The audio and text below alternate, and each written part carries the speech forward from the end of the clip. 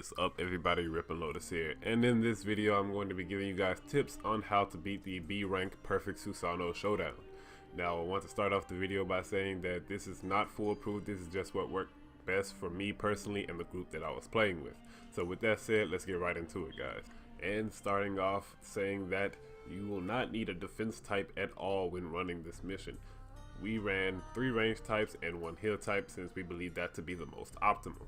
Now, you can run an attack type, only 1 if you absolutely insist on running an attack type. I will get to that part later in the video. But as for the range type loadout for clothing, for the tops you're going to want to run a boost to ninjutsu power, and for pants, shortened ninjutsu cooldowns. This way you can continuously keep a high damage output on the boss. You want to deal as much damage as possible because we couldn't really get down the aspect of how to get bonus time in this mission, although we do believe it to be based on a health threshold. Once his health reaches a certain percentage, you will be granted bonus time, and this will happen only twice throughout the mission. Now, as for the ninjutsu that you'll be running on your range type CAC, for 1 you're going to be running the fireball jutsu, a 12-second cooldown for some pretty nice damage output. You can definitely see his health bar move from firing off one of them, and that's going to be very important for the clone phase of this mission, but I'll get into it at that point. And for your second ninjutsu, I personally ran Phoenix Flower Jutsu, a 10-second cooldown. I would also recommend flame bombs as well. It's a preference, but definitely for your second ninjutsu, you don't want anything too long. You want something with short cooldown so you can continuously fire off ninjutsu at him and keep that damage output. Now, if possible, all the range types that you have available should run either Kidding or C4 Karura, but I would prefer Kidding since I will get to that part later, but definitely Kidding as your ultimate technique. And for a substitution, everyone should either run high speed movement or the regular substitution for the 20-second cooldown. There's no point to running a clone in this at all, so run high speed movement or substitution so you can get your health back from some of those hard hits. And as for the healer loadout, you're going to want to run cellular extraction jutsu for your first one, so that way you're not struggling to reach your teammates with palm sage jutsu. It makes your life a little bit easier. And then for your second ninjutsu, you're going to want to run shadow stitching jutsu. This will help you debuff the boss. Now when the boss is hovering right above the ground, you'll get close, hit his feet with this, and this will lower his defense, helping your team dish out more damage. And as for a ninja tool, you can run the healing tags for some extra support to your team. I would say get near your teammates or post them in a spot clear of ads if possible so your teammates can get in that. As for your clothing, you're going to want to run a top that increases the duration of the debuff effects. Well, it will say status elements, but yeah, that's what that is. And for pants, you're going to want to run something that boosts your max health. If you can't heal your teammates and debuff the boss if you're dead, and you're even squishier than the range types, so look for that.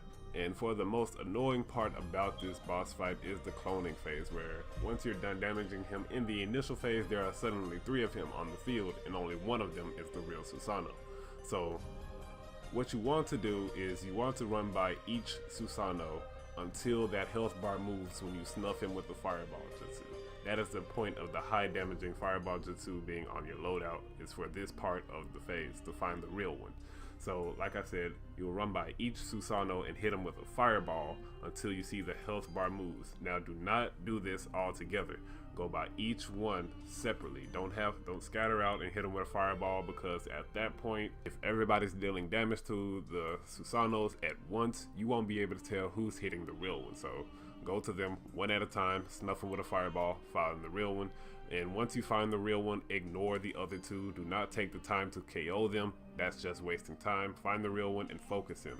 Now this is kind of where RNG takes place a little bit, because if the SUSANO'O's on a platform that's too small for you guys to get your footing, then it's kind of gonna shaft you guys, because once he does that slam down move, as you can see on the screen, it covers a large area of effect, very large, and it's gonna one-shot you guys basically every time, and that wastes time as well. So hopefully you guys can get him on the first platform that's up at the top, that's basically the center of the map.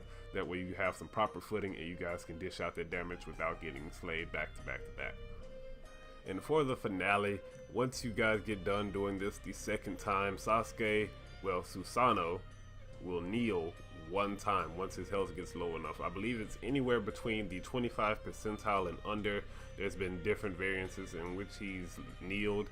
This is where you could deal the most amount of damage to him, and this is why I stated that it would be best if you guys ran Kirin, because Kirin instead of C4 Karuta, C4 you have to run in and get close and then detonate it, and the whole point of this from the entire beginning is to keep your distance and deal damage. But C4 will make you get in close and pop it, and by the time it even detonates, he's already getting back up. So you want to run Kirin so you can drop it down on him the moment the opportunity presents itself. Now that is pretty much going to be it for the video today, guys. If you found this video helpful, feel free to give it a thumbs up. Let me know how it turns out down in the comment section below. If it helps you get through it, please let me know down in the comment section below. And subscribe for more Naruto to Boruto Shinobi Strikers content. Also, if there are any other missions that you guys need help with, let me know about them down in the comment section below as well. And I will catch you guys in the next video. Peace.